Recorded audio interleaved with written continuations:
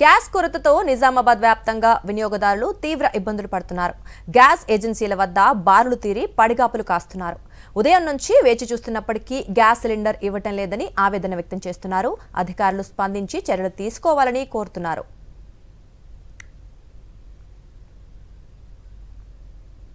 దీనిపై మరింత సమాచారం మా ప్రతినిధి కిరణ్ రెడ్డి అందిస్తారు. నిజామాబాద్ జిల్లాలోని కామారెడ్డి, బోధన్, బాన్సువాడ ఏరియాలో పూర్తిగా గ్యాస్ ఏజెన్సీల వద్ద వినియోగదారులు బారులు తీరుతున్నారు.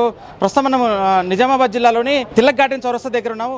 ఉదయం నుంచి గ్యాస్ ఏజెన్సీల వద్దకైతే బారులు తిరుగుతున్నారు. ఖాళీ సిలిండర్లతో క్యూలో నిలబడుతున్నారు. పనులు మానుకొని వచ్చి ఈ వంట గ్యాస్ కోసం అయితే ఏజెన్సీల చుట్టూ తిరుగుతున్న పరిస్థితి కనబడుతుంది.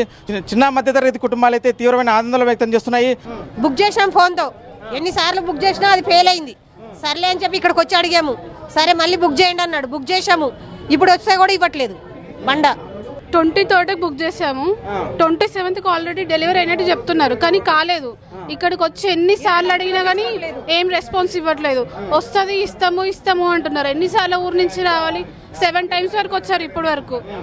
ఇప్పుడు జాబ్ చేసుకునే వాళ్ళం ఫోన్ చూపియండి అంటున్నారు. వాళ్ళ దగ్గర రికార్డ్స్ ఉండవా? ఇప్పుడు జాబ్ చేసుకునే వాళ్ళు వచ్చి ఫోన్లు చూపిస్తేనే ఇస్తారా పిల్లలు, లేకపోతే ఇయ్యారా? బ్లాక్ లో అమ్ముకుంటారు. ఇక్కడ పెన్ను పేపర్ పట్టుకొని తిరుగుతాడు ఒక ఆయన. అర్జెంటా, కావాలా తొందరగా అని.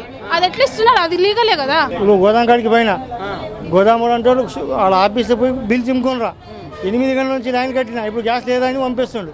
ఇన్ని ఆటోడే తెచ్చేస్తుండే మాకు. ఇప్పుడు ఆటో అయినా అంటుండే బిల్ తీసుకోరా, బిల్ ఎందుకు ఇయ్యరు.